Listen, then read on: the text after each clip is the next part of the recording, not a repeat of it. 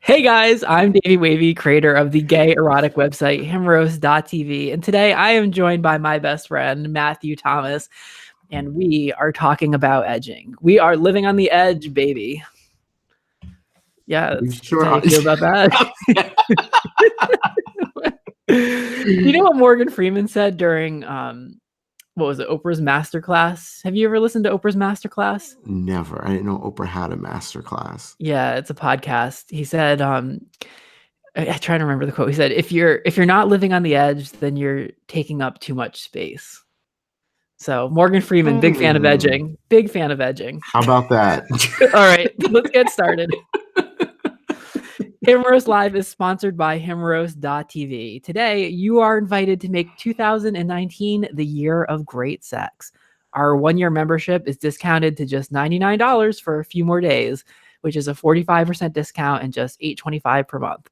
So please join us at himeros.tv/pleasure for this special offer. Just click the Join Now tab and you'll get instant access to our full library of explicit videos to inspire the best gay sex of your life. It's the lowest price we've ever offered, so join now to make great sex your New Year's resolution. Join the revolution at himeros.tv/pleasure. And there's my mom in the background doing dishes. Doing dishes. This is gonna be good. Yeah, we should have her on as a guest speaker. Seriously, you have this down. I really do. These intros are good. Straight to the point. I like it. Yeah, it's concise. You know, she does what she can. She's got to make a buck. Nice. Well, Happy New Year. Happy New Year to you. What's going on? How are your festivities? They were good. Went to Maine, which is a good time. And I've been off up until yesterday for almost 2 weeks. So I'm refreshed. Wow. I'm ready. I'm feeling great. How was yours? You're looking radiant. You're looking glowing. Oh, it's just the melanin, girl. Just that good skin. Yeah, mine was good.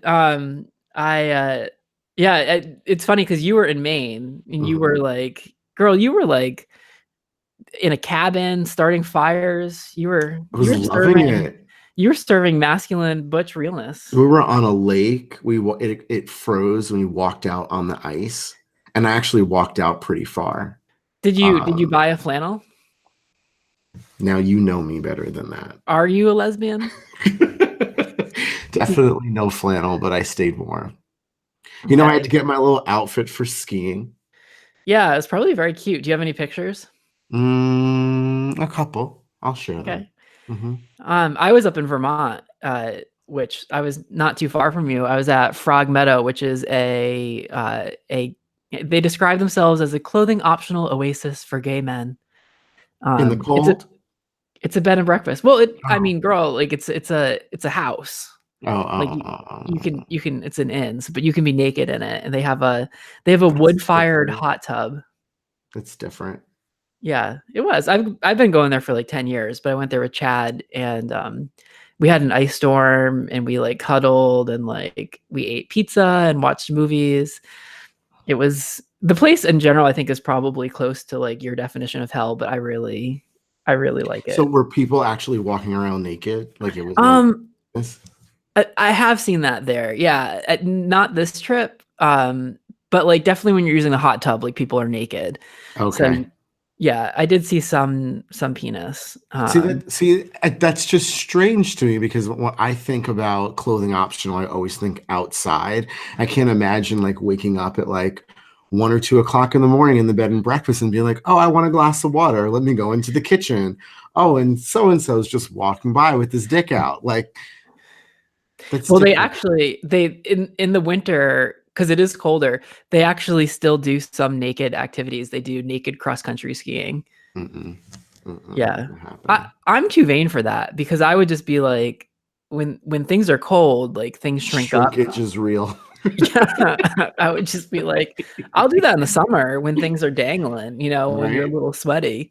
But overall, it was very cute. It's the kind of like cute weekend that like if someone else was describing it to me, my mom is right up against the door trying to listen to all this. If someone else was describing it to me, I would be like, I'd be rolling my eyes, but because it was me, I think it's This is special. getting you and Chad are getting pretty serious. I'm going to be vetting this man pretty soon. Oh, please, come on. Look at you blushing. I really do enjoy him. He is very sweet. He's so cute too. He's so handsome. Have you seen many pictures? I've seen 2, and he is Okay. cute. He's very cute. Yeah, I'll send you some more. Okay. So Matthew, actually, there was some really, really big news this week. Tell me. I know. Well, I know what you're thinking is that, this isn't a political podcast. And, I was about to say, I mean, there was big news today. I'm like, what else are you talking about? Right. We don't usually cover like the government shutdown, which is, approaching the 2-week mark, and or that, like, we swore in the most diverse Congress ever with huge gains for women, people of color, LGBT people. That's not the big news. The big news this week was that I apparently, this news. more accurately, my foot was deemed the 10th most searched for gay porn star of 2018. Yeah, that whole foot. Who would have thought so many people were into feet? Yeah, well, I know what you're thinking, which is probably that I was robbed the number 1 spot, but that was the first thing that came to mind. Sure. Yeah, we can let Blake Mitchell have his year. Yeah, exactly. No, seriously, when you sent to me, I was like, I'm sorry. Who did this poll? You're not a porn star. Like, what is this even about? Well, that was the most exciting news to me, of that apparently I'm a porn star, because that was news for me. You guys, by the way, you can see this list. I think you just have to search for, like, the website that's on is straightupgayporn.com, and they actually use data to do, like, they didn't just pull it out of their ass, like, they use data. But it's funny, though, that they included me as a porn star. And I actually had a minute where I was like, am I a porn star? Because I don't consider myself a porn star. And then I realized that you have to be naked to be a porn star. Right? Like, you can't be a porn star without being naked on camera. See, I was going to say, well, no, I guess that's fair, being naked on camera. Well, is that the definition of a porn star? Because I don't know. Well, I don't know either, but I can't imagine that you're a porn star if you're not naked on camera. Well, what if you're only partially naked, but you're having intercourse? Or what if you're naked, but you don't have intercourse? You just have to be naked and you're considered a porn star on camera? That is some shit that I would pull too, is like, well, I'm not going to get naked, but I'm going to get fucked, but you're just not going to see it. Well, then maybe technically you are. Well, what if you are in a shot with someone who is nude? You are in something with someone who is nude, even though you're not. So then technically maybe you are a porn star. Well, that's what I was in, because earlier in 2018, I released a film with Troy Akala, and it was supposed to be Troy and Max Small. That was like who we originally cast for the scene. And it was a foot fetish scene. And Max was like, look, like, I'll do the scene, but like, I'm not big into feet. And so, like, and for me, I'm very much into that. And we want our films to be authentic. And I, like, in real life, I know Troy, and I was like, well, like, this is something that we would both feel comfortable doing.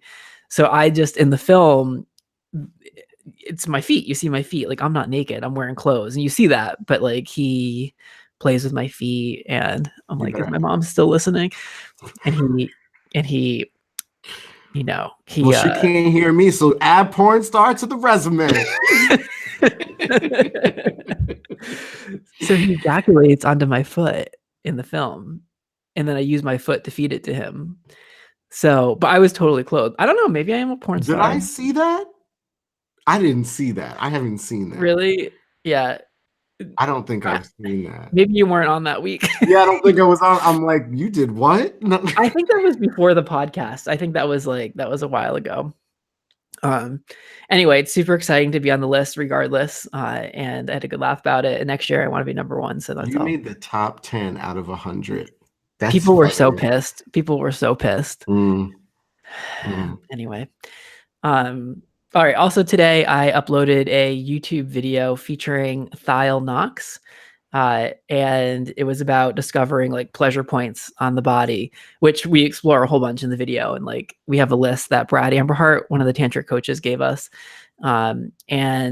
But there's also in the video, there's this like several minute sequence. It was sponsored by adammail.com. And even though it was a lot about like getting beyond your genitals as pleasure points, AdamMail.com sent us like a box of butt toys, and they were like, well, can you incorporate these into it? So the second half of the video is me putting the toys up his butt.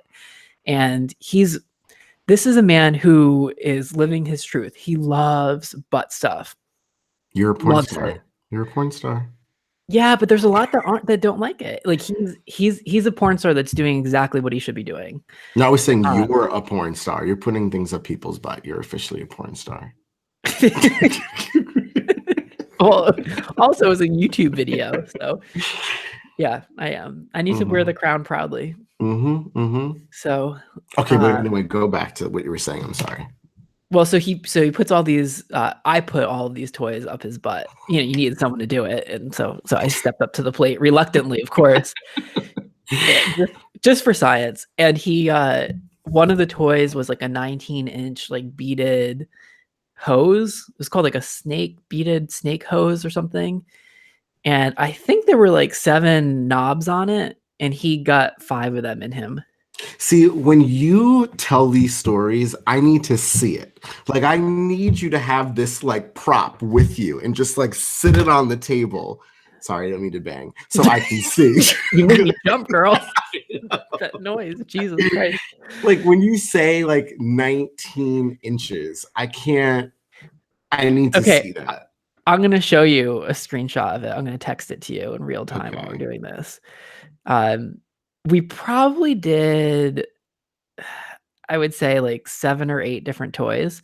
And you ended with this toy? Yeah, I think this was the grand finale, because you're pretty much after this, you're out of commission for a couple hours. But what was so fun about the video is that he loves butt toys so much that he had like so much to say for like each thing that we did, and he like really he was a connoisseur. Like he really reviewed everything, and he gave like interesting insights. Wow. It was fun. Okay, here it comes. So this is just a screenshot that you're gonna see, Matt. Now, is this posted yet on YouTube? Yeah, it's on YouTube. So for everyone else, it hasn't been removed or age restricted yet, but hurry up. Yeah, you better get there quick. You better get there quick. Okay, so I sent it to you, Matt. And you can see, can you see it? Oh my God. Yeah. And you got 5, 1, 2, 3. Oh, God bless him. Yeah, I think I could have gotten 2 in me. Not that anyone asked, but I think I could have gotten 2. I could have got half of 1. Yeah, right. You wouldn't even got that close. Exactly. Oh my God. Well, I need to talk to him. I need to talk to him. He's a great smile. He has a great smile. Yeah. Well, he does, but that's probably not what everyone looks at. Fair enough. Fair enough. Yeah, he does a lot of webcam shows. So anyway, he was really fun to work with. So all right, let's talk about today's video. Today's video is titled On the Edge, and it features 2 models demonstrating edging. You guys can watch a free preview at himeros.tv/pleasure. Matt, do you know what edging is? Like, how would you explain it to someone? I would explain it as approaching climax and stopping yourself, but almost teasing yourself to see just how close you can get there without actually coming. Yeah, it's like there's this point of no return that you kind of like tiptoe up to, but don't cross. Correct. And you can do it for an hour. Like you could do it for a whole day. You could do it for, like Finn always talks about doing it for like days and days, like weeks at a time. And like, why would people do that? Like, what do you think? I mean, for the times that I've done it, it makes for a more intense orgasm, a much more intense orgasm. Wait, so you've done it before? Yes. Do you feel like when you're edging that, like, you feel other things more intensely, like other sensations as well? Oh, absolutely. I'm so much more in touch with myself physically. And even just touching myself aside from my dick it feels more intense in a really good way. But yes, to your point. Yeah, it like amplifies things. And I think if you're like if you think about having sex with someone and you just do it or you ejaculate, like your horniness level builds up and then you ejaculate and then it drops down. When you're Hmm. edging, it builds up and then it builds up and it builds up and you just keep the sexual energy just keeps building and building and building. It's like building a dam up in a river and then it just like fills up this giant reservoir of like horniness, and then you finally burst Hmm. through. Um, I also think slowing down allows you to like enjoy things more. It allows you to see your partner more fully. It allows you to see yourself more fully. I mean, we live in a world of like complete instant gratification where we want everything right now, like now, now, now, now, now. So the delayed gratification that you get from edging is, I think, like a probably important thing to do, especially now with the speed that everything's moving. No, That's my I agree with you. I think that at the same time, I'm sorry, I I've also learned that it's good to incorporate for sex because if you think about it, when you first start jerking off, it is hurry up, I need to come, I need to hurry up right. and do this, just let me get off. And in the process of learning about edging and doing it, you do slow down and you do see how far can you push yourself, and you find ways of then, I think, incorporating that into the bedroom with people that you're sleeping with. It's not hurry up and fucking. You can have more sensual sex, slowing it down. There's different speeds to really enjoy it at versus just let me hurry up and jerk off quietly and come. Yeah, and it also seems like a lot of hookups like are built on that same like goal oriented, get off as quickly as possible versus like the great sex that I've had isn't something that necessarily happens in 15 minutes. Like Exactly. it's when you slow down. So in this video, it's two guys, one edges the other, and so the giver ties down the receiver. There's kind of this like power dynamic that comes into play because the guy keeps trying to like touch himself and the giver like pushes his hand down. He's like, no, no, no, no, like I'm doing this. And then the receiver gets blindfolded. So he really needs to like surrender to the experience so he's like tied down, he's blindfolded. This is the point, by the way, like if this were a horror film, this is when like the giver would then get a knife and like cut the receiver's dick off and like eat it. Exactly. but, but we I did think about that. We don't do that. We don't do that. Gay men have enough fear. We're trying to infuse gay sex with light and joy. But it did cross my mind. Oh my That's God. why I'm afraid of glory holes. Oh my God. You don't know what's on Wait, the other side of that. have you ever been in a situation with the glory hole? Have I ever put my dick in a I don't think so. I'm afraid there's gonna be like a meat slicer on the other side. I Many years ago, there What? was a guy that I didn't listen. No, no, no, no, no, no, no. I didn't put my dick in a glory hole. But many years ago, there was a guy that I was talking to for a while that had a thing for glory holes, and he actually had built one in his house. And I'll never forget, he sent me pictures of it, and he just wanted me to come over and mess around, but he wanted me to put my dick through the glory hole. He didn't want to just have just typical sex. He wanted to do it through the glory hole.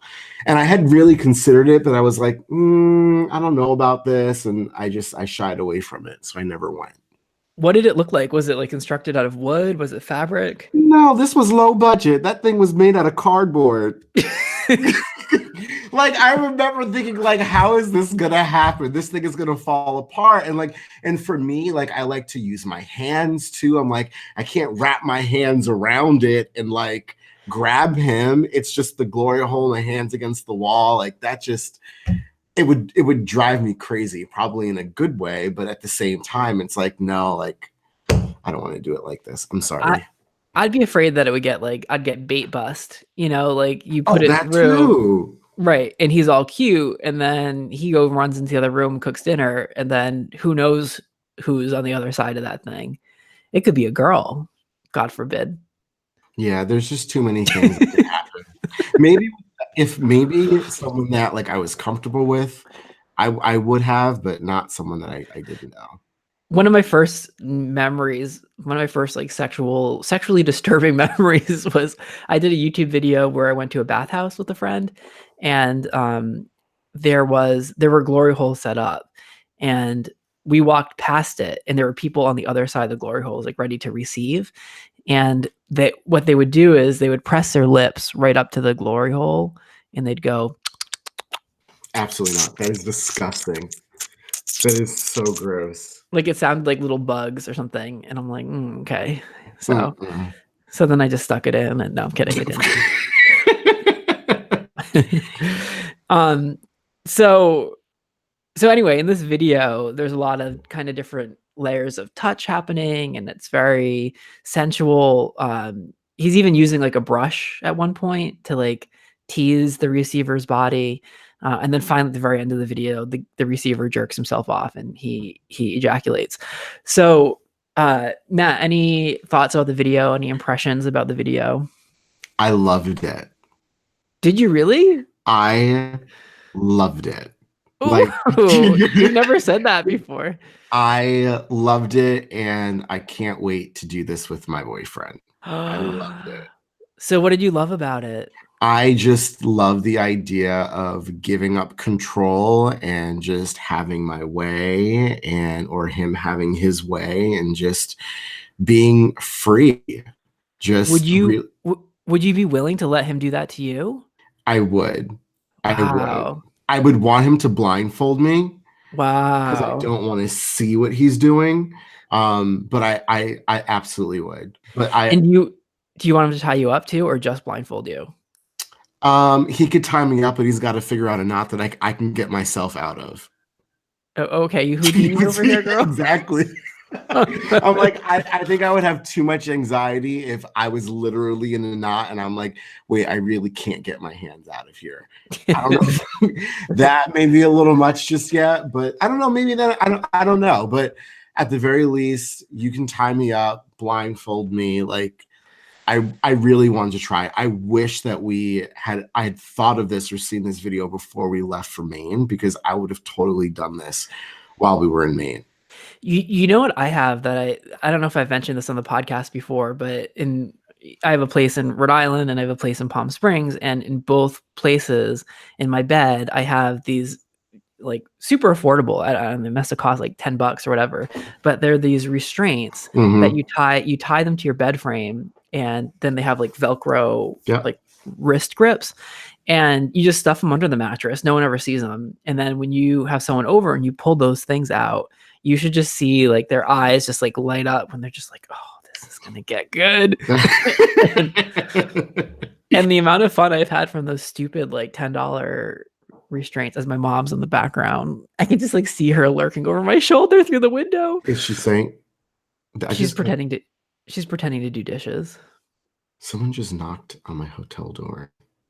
Go on. That's scary. Are they going to come in? Oh, I forgot. Never mind. Yes, no, I know who it is. I'm sorry. Is it room service? No, it's Norman. I forgot that he was coming in before. Oh. Never mind. Go on. Matt's got a date tonight. No, he most certainly doesn't. So that's interesting. I also thought that the guys had really good chemistry. I thought they were really connected and sensual with each other. It seems like you've done it doesn't seem like you have done a great job with picking models, because I think more often than not, you think that they know each other or they've been together before, and oftentimes they haven't. Well, we're doing a project in Amsterdam in 2 weeks, and none of the models have worked with each other before. And part of the workshops that we're going to do before the videos is like, of course, there's like people that you naturally feel chemistry with, but then there's some situations where maybe someone isn't your like quote unquote type. And so like, can you still have like an ecstatic sexual experience with someone who's not necessarily like the definition of your type? So that's kind of like been the challenge for us, is how to like teach models that and how to communicate that. And even for me individually to learn that for myself, if someone doesn't necessarily check all those boxes for you, how you Mhm. can still have a lot of fun with them. So having said all of that, because I like to practice the things that we show in the videos, I I did a day of edging. I did it on New Year's Day. So that was what, Monday, Tuesday? What's Monday. today? Monday, No, Tuesday, Tuesday. Tuesday. And I set a goal of like waiting till 5 o'clock. So I started early in the morning, and I was also working. So I would like work and then edge, then work, then edge, and like keep going back and forth. And I just got like hornier and hornier and hornier. I had to take my shirt off at one point because my nipples were so sensitive. Like the shirt was like triggering Mhm. me. And so I made a YouTube video about the whole experience, kind of like documenting it. Every few hours, I'd do like a little update. Okay. Um, I worked for 8 hours. I probably accomplished like 2 hours of work. Like, Wow. I was too horny. I was That's in, intense. I love it. yeah, yeah. And then finally at, at 5 o'clock, I came at 5:02. That was like, I finally let myself go over the edge. And if I'm 100% honest, it was definitely more intense than and explosive and pleasurable than usual. But uh, like I just had like an expectation that like the angels were gonna like sing in heaven, the clouds were gonna part, and it was gonna be like the second coming of Jesus. Um, that didn't happen. The only coming was me. That was it. But it was. I mean, it was good, but it wasn't like. It I think wasn't it as would have been a. I think it would have been a lot more fun with someone else, and like if I also wasn't working, which was kind of like, I don't know. I found it frustrating. really Yeah, yeah. It was frustrating because I was like super horny and I was working and I was by myself. okay. I, So were I was you weren't completely in it then too, because you were still thinking about I got to do this work. Yeah, every email I sent that day probably was just the words like penis, penis, penis. So I have like no idea what I even wrote. Okay. So anyway, you guys can check out the full video at himeros.tv/pleasure and sign up to get a full year's membership for just $99. It's not going to last much longer. So now is the chance if you've been thinking about it. All right. So we're going to answer some questions. We have 3 really great questions to get to today. Question number 1. What Hey, do we got? Davey, I have been a huge fan of your video since you first started. I wanted to write you to open up about a recent sexual encounter I had that left me feeling pretty crappy. I was approached by a guy on Grindr that I previously hooked up with, and he asked me if we could hook up again. He was a nice guy, and he said, and I was looking, so I said yes. He then asked if he could fuck me. I told him I don't do anal much, so if we did, he would have to be very careful. He agreed, and I invited him over. Things started off fine, and he said he wanted to do anal. I reminded him to be gentle, and he agreed and asked if I had lube. He used plenty of lube, but when he penetrated me, it hurt a lot. And I said, ow, and I pulled away. Then he pulled me back and did it again. This caused me to push him off, and I told him that he was hurting me. Even after saying this, he tried again to penetrate me again, to which I told him I no longer wanted him to. He got quiet for the rest of the encounter, and he left quickly afterwards. I'm sorry for the graphicness of this message. Like I said, the whole thing made me feel down. Thankfully, he didn't do any damage that I've noticed so far. Thank you for taking the time to read this email. I needed to open up to someone about it. Hmm. Well, I mean, first and foremost, I mean, I'm sorry. I mean, sorry that it happened to him. Did he Mhm. leave a name or anything? Yeah, he did. I left it Oh, out. oh. Well, I mean, of course, like I'm sorry that that happened. No one should go through that, and I think that he experienced dealing with someone that didn't know what they were doing and probably got frustrated. And I don't know. I don't know. There's a lot that I could say, but I don't want to assume certain things too. Yeah, I mean, I It's like. So first of all, I think like this guy's obviously he's a jerk. absolutely. And I'm hesitant to say this because the language feels very charged, but like an instance like this can be considered rape. Like if you tell your partner that they're hurting you and then they continue anyway, like that's rape. Once you've Well, expressed that you want them to stop and that at that point it is time to stop, and your partner should comply with that. So you shouldn't. well, didn't he comply with that? Like after he said stop, he said he pushed him off and he said stop. He didn't want to do it anymore. And he says, I guess he left quickly after whatever they did after that. Like he doesn't really explain what happened after that. He just says it ended more or less abruptly. Yeah, my interpretation of it was the third time he said it, the guy finally stopped. Um, and to me, like, you shouldn't have to ask twice or three times. Like, Fair it's enough. so like, I also know that we're taught that rape is something very specific. It's like the guy jumping out of the bush in the park and forcing himself. But I think, especially as gay guys, like, we need to recognize that rape doesn't always look like that. Um, and I think as gay guys, we kind of turn a blind eye to a lot of the stuff, and we write it off because we're like, oh, we're guys, we're just, we're horny. It doesn't look like the rape that we've been taught about. So, is it a gray area? Like, is it like, maybe, but if you are like struggling with it and it's something that's really, affected you, like, there is a national sexual assault hotline that you could call to connect with. I have the number here. It's 1-800-656-HOPE, HOPE, to find someone to chat with about. But at the best case scenario is the guy's a jerk. Worst case scenario is that this can kind of fall into the category of rape. Yeah, I I'm I I'm hesitant to call it anything. Obviously, if he feels that that's what happened to him, then I mean that's what happened to him as far as I'm concerned.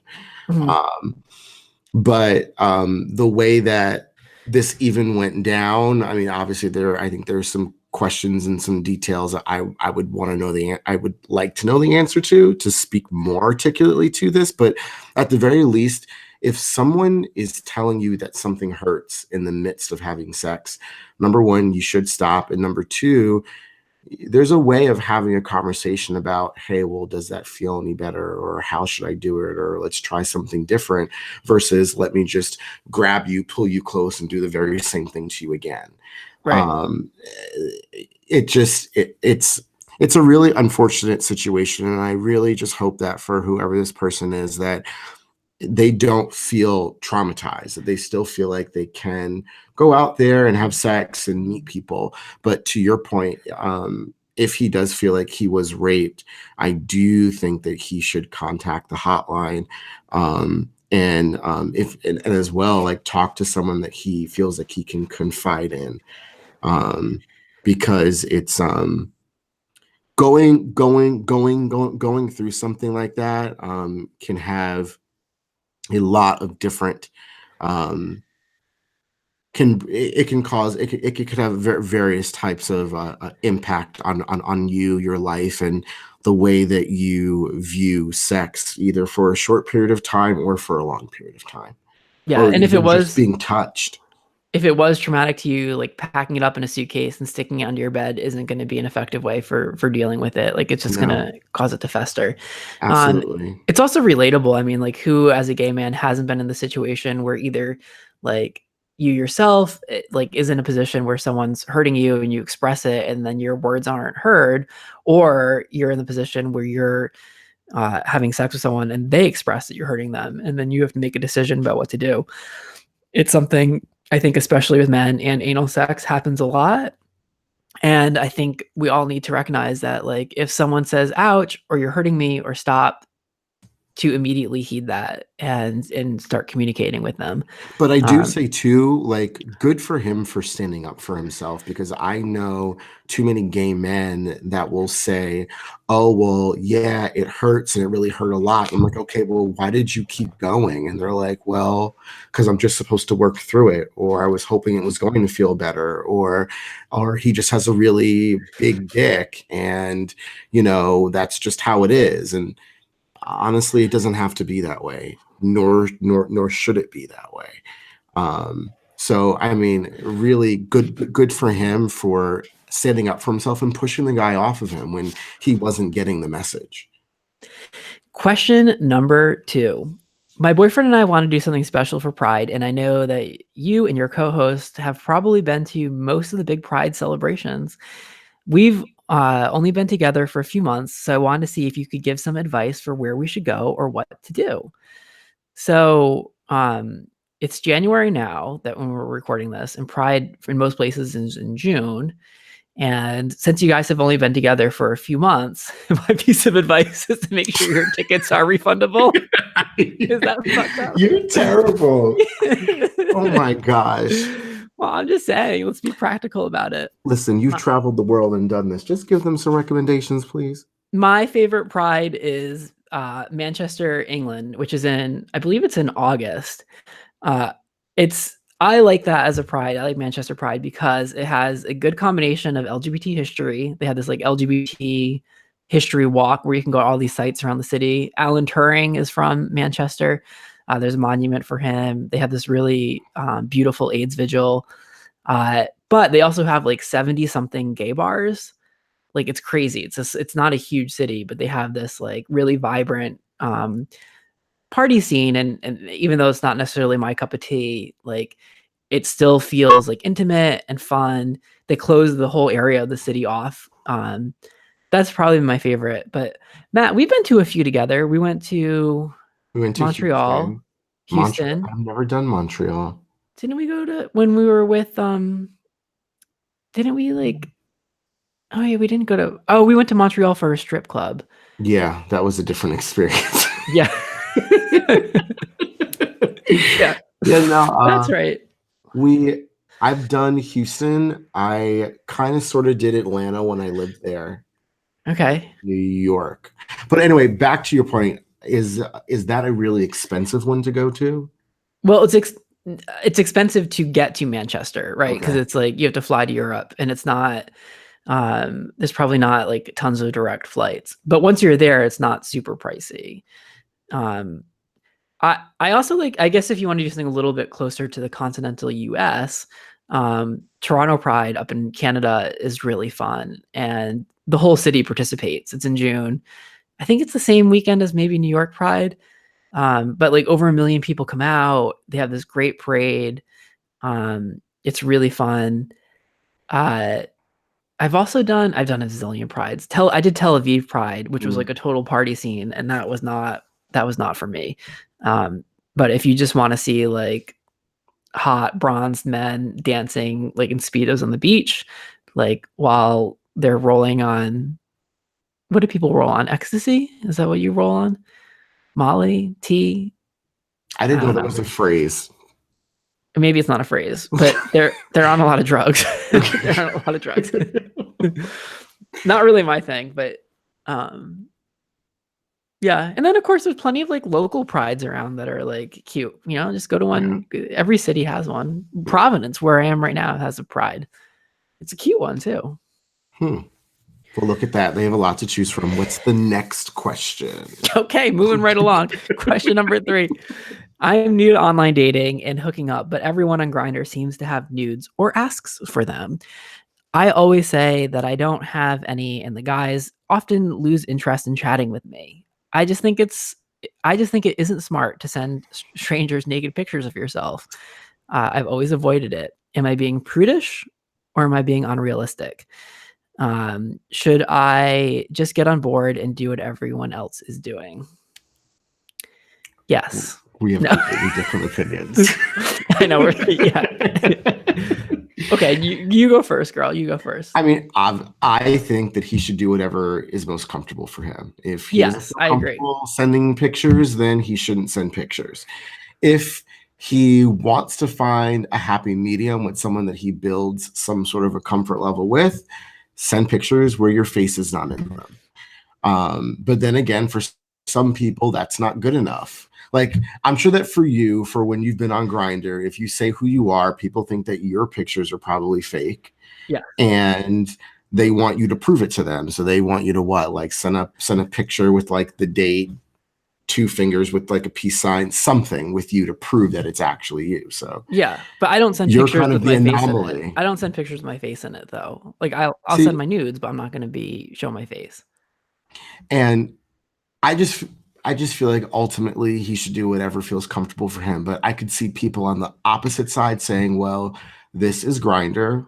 It's more or less meant to be a hookup site while people could use it for other means of meeting people, chatting, whatever. But a lot of people do use it for hooking up. That if you aren't going to play the game and send your pictures, I can see someone being like, okay, well, I'm not interested, and I'm going to find someone who will, because I want to see, I want a little preview of what I'm going to Yeah. be getting myself into. And they totally have the right to do that, as do you have the right to do whatever it is that you want to do. Correct. So, I mean, this might not be a popular answer, but like, I'll be real with you that if I'm on Grindr and if I'm looking for sex, which isn't always the case, sometimes I'm happy to date or get dinner, but if I'm looking for sex and someone doesn't have naked pictures of themselves, I'm probably not going to meet them. Like, I want to see the goods ahead of time. And B, if he doesn't have nudes, for me, it's kind of like a red flag that this guy is going to be prude and that we're not going to be on the same slutty wavelength. Like, that this might not be a match for me. Having said that, like, I think for the person that sent this question in, it depends on what you want. And you might not be looking to attract a guy like me. Like, you might be looking for someone that just wants relationships or dating. And if that's what you're open to, you probably don't need to swap nudes to be able to do that. And if you do decide that you want to take nudes, I think Matt's advice is good. Just don't put your face in it. Yeah. Like, you can be discreet about it and not disclose your identity. But ultimately, I mean, it's a decision you need to make for yourself and not for another guy. Well, yeah, and it's like I've been him before, where when I first started doing the online thing, I never wanted to even show my face in like a profile picture. I'm like, I don't want people to know who I am. And of course, I got to a point where I evolved from that. But I would say that more often than not, even if I was on there looking to hook up with someone, I still, for me, some sort of a baseline of a connection was important to me. Like, I wanted to have some conversation where I could get to know you just a little bit, or if you're gonna, and I wasn't sending my nudes. Like, and it still worked out for me. Like, there were still people I'd meet up with and I'd have coffee first, or they would come to wherever I was and we would whatever for like just chat for like however long before it even got to that. So just because he is that way doesn't mean that it can't happen or work out the way that he wants it to. I do think that more often than not, it's going to be a little bit harder because there are a lot of people on there who are more sexually free and are just like, hey, this is what I want. Let me see what you have. But there's no one way to approach it, and just, again, do what you're most comfortable with. Yeah, it does feel a little bit like it's like, hey, like, what's your name? Where are you from? Let me see the goods. Like, that's kind of how it works. But like, you don't have to swim the same stream as everyone else. You can march to your own beat. I don't know. There's some metaphor there that works. Not either of those. Well, awesome. Make sure you guys go to himeros.tv/pleasure to take advantage of our special $99 membership for a full year. It is only available for another day or so. Maybe by the time that you're listening to this, it might not be available. So check it out. Next week, we're going to talk about a video titled Premature Ejaculation Control. Matt, thank you so much for being here. Thank you for having me. Excuse me, I just got choked up. Thank you guys at home for listening. And as always, more to come.